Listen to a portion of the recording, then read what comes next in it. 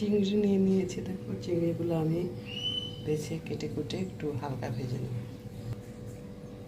এখানে আছে করলা, পেঁয়াজ, কাঁচামরিচ।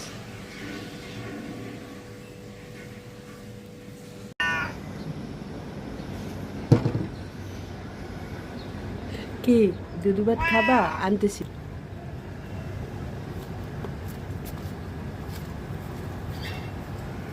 গরম ভাত রান্না করছি, আরিশার আব্বুকে, আরিশাকে লাঞ্চ দিব, চান্টুকে এখন খাবার দিয়ে দিব। চান্টু দাঁড়া, হয়নি হয়নি, সরো সরো, দাঁড়া, হয়নি এখনো। আই হ্যাঁ,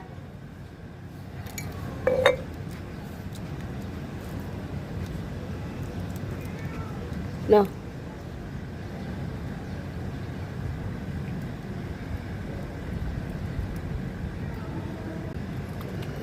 আর নাস্তা চলতেছে দুধু ভাত।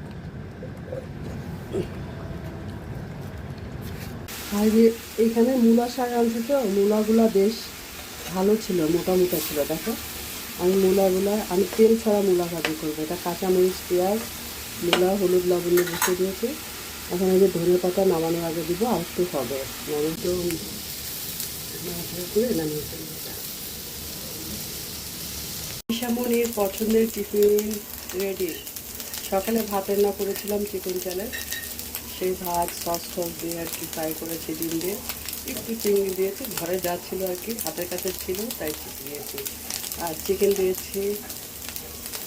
কড়াইয়ের মধ্যে তেল দিলাম, দিয়ে হলুদ, লবণ দিয়ে চিংড়ি মাছ মাখিয়ে রেখেছিলাম, সেগুলো আমি লাল করে একটু হালকা করে ভেজে দেবো। চিংড়ি মাছটা এমনিতেই লাল হয়ে যায় তেলের উপর দিকে।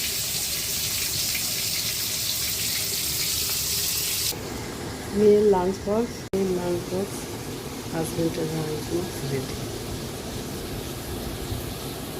কড়াইয়ের মধ্যে তেল গরম হলে পেঁয়াজ আর কাঁচামরিচ দিয়ে দিয়েছি। এটা একটু বাদামি করে ভেজে নেব, খুব বেশি ভাজবো না। চিংড়ি মাছগুলো ভেজে তুলে নিয়েছি।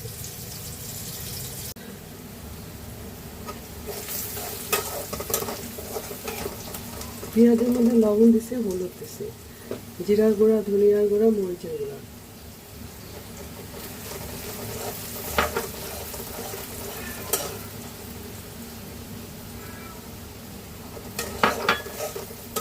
পানি দিয়ে ভালো করে কষিয়ে নেব।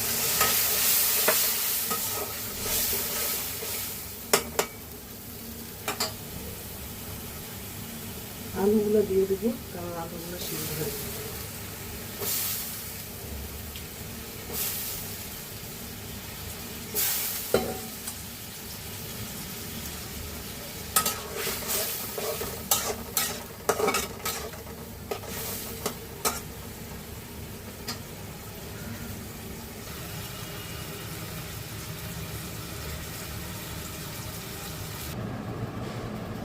আমি এখন মূলা ভাজি দিয়ে একটু পান্তা ভাত খাবো। চা বিস্কিট খেয়েছি সকালবেলা, আমার ক্ষুধা লেগে গেছে।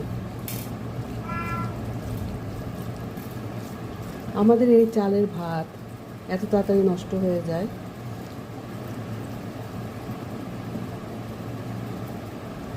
বিসমিল্লাহ।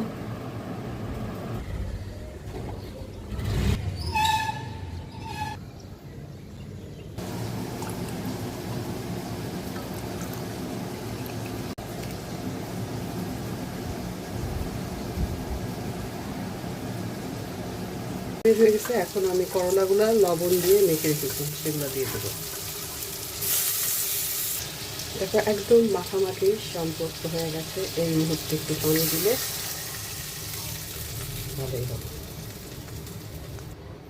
আমি কিন্তু ঢাকা দিব না, কারণ আলুটা আমি আগে থেকেই কষিয়ে সিদ্ধ করে নিয়েছি।